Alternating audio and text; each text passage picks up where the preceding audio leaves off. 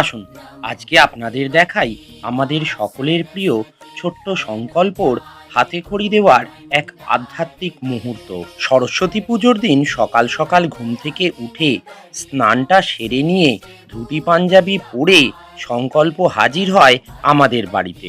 যদিও সংকল্প ইতিমধ্যেই বিদ্যালয়ে ভর্তি হয়ে গিয়েছে, তবুও আমাদের প্রাচীন সনাতন ধর্ম অনুসারে সরস্বতী পুজোর দিন মা সরস্বতীর সামনে বাচ্চাদের হাতে খড়ি দেওয়ার এক পবিত্র বলো রীতি রয়েছে।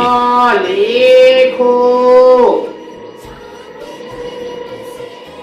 বলো লেখো,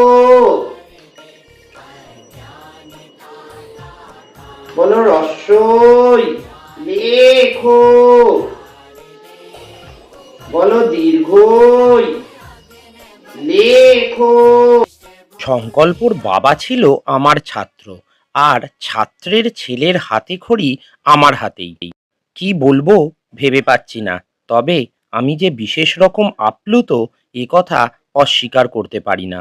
আপনারা সবাই সংকল্পকে আশীর্বাদ করবেন, ও যেন খুব বড় মনের মানুষ হতে পারে।